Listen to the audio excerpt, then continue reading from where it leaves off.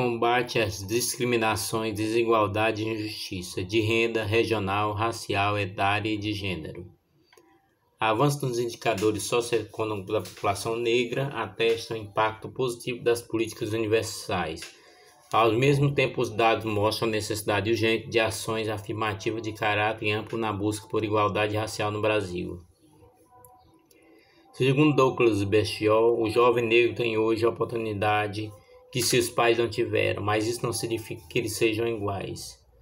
Construir pontes que se aproximem às realidades de branco e negro no Brasil é um desafio monumental de engenharia social e econômica. Nas últimas décadas, políticas públicas de natureza diversa, adotadas em diferentes níveis de governo, têm sido capazes de impulsionar a construção das bases da igualdade. Indicadores socioeconômicos de toda ordem mostram uma melhoria nas condições de vida da população negra, bem como no acesso a serviços de direitos. Nesse período, homens e mulheres negras viram sua renda, expectativa de vida e acesso à educação.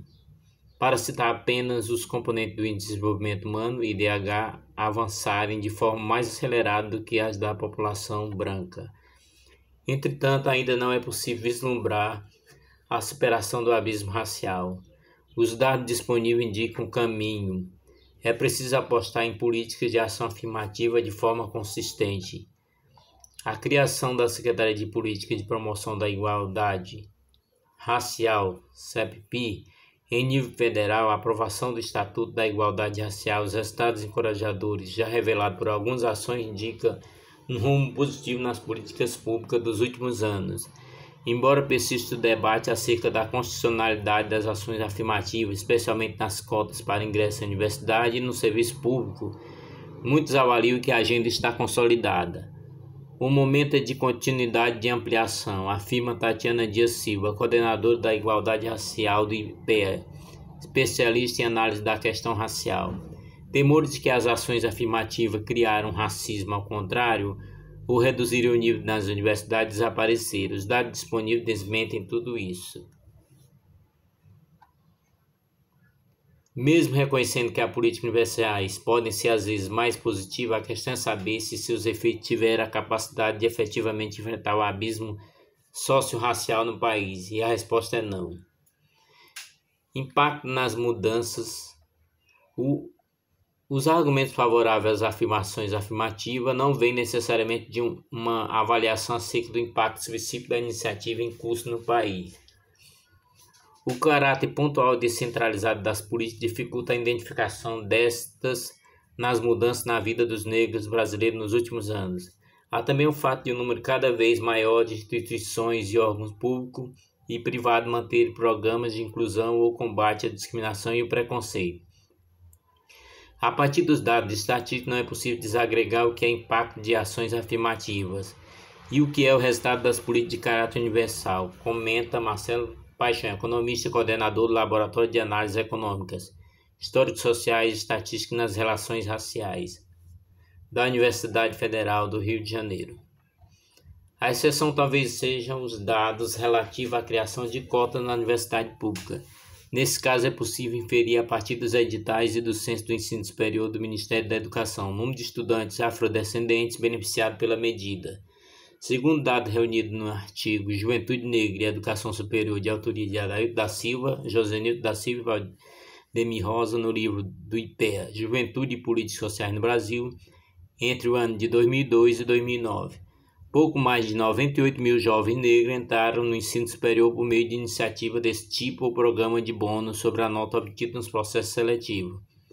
O levantamento não inclui os afrodescendentes que porventura se beneficiaram de cotas não raciais, que utilizam critérios de renda ou estão voltados para aluno oriundo do sistema público de ensino. O Relatório Anual da Desigualdade Racial no Brasil, 2009-2010, lançado por LAESEI pelo Instituto de Economia da Universidade do Rio, atesta o seguinte quadro do ano de 2008. Se, por um lado, os dados do Censo do Ensino Superior evidenciam a existência de uma boa disseminação de número de instituições de ensino superior que aderiram ao sistema de ingresso diferenciado, 26,3% do total do IES públicas do país. Por outro lado, o número de vagas disponibilizadas pelo sistema de cota era de apenas 10,5%. Ainda que restrita e criada por iniciativa de instituições sem qualquer tipo de integração ou norma que sustente a reserva de vagas, como política pública abrangente, as cotas somadas às ações de caráter geral de acesso ao ensino superior, como o programa Universidade para Todos, ProUni, estão mudando o perfil do universitário brasileiro. Em 17 anos, a taxa líquida de matrícula de jovens de 18 a 24 anos, que mede o número de matriculados no nível esperado de ensino para aquela faixa etária, mais que quintuplicou entre os negros, segundo dado levantado pelo IPEA para o Boletim Políticos Sociais acompanhado de análise número 19, disponível no site, criado por ocasião da programação em torno do Ano Internacional do Afrodescendente. No ano de 1992, apenas 1,5% dos jovens negros nessa faixa etária estavam na universidade. Em 2009, eram 8,3% entre os jovens brancos. As matrículas líquidas triplicaram no mesmo período, de 7,2% para 21,3%. A frequência do jovem negro na universidade, que correspondia a 20,8% da frequência dos brancos, em 2002 passou a corresponder a 38,9%. Universal ou não, a divisão entre o peso das políticas universais e o das ações afirmativas lembram dos debates de fundo sobre os efeitos do preconceito e da discriminação no país. Um dos argumentos contrários ao estabelecimento de políticas reparadoras baseadas em quesitos raciais é de que a inclusão social no Brasil não é determinada pela cor da pele, mas pela pobreza.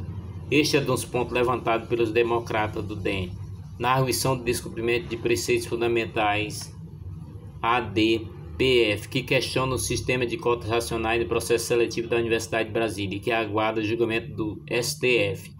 Por essa razão, o DEM advoga que apenas critérios econômicos poderiam ser válidos para o estabelecimento de cotas em vestibulares, por exemplo. Seguindo essa mesma lógica, programas voltados para combate à pobreza e redução das desigualdades sem recorte específico deveriam dar conta de acabar com as diferenças existentes entre negros e não negros. São justamente as análises estatísticas que demonstram que os afrodescendentes são o grupo mais beneficiado pelos avanços econômicos e sociais recentes no país. Isso reforça os argumentos em favor das ações afirmativas. Conceitualmente, a ação afirmativa é aquela que, a partir da identificação de uma desigualdade, cria políticas para alterar esse cenário, de forma a garantir acesso a direitos, bens e serviços semelhantes ao restante da população, segundo Tatiana Silva. Mesmo reconhecendo que políticas universais podem ser às vezes mais positivas, a questão é saber se seus efeitos tiveram a capacidade de efetivamente enfrentar o abismo socio-racial no país.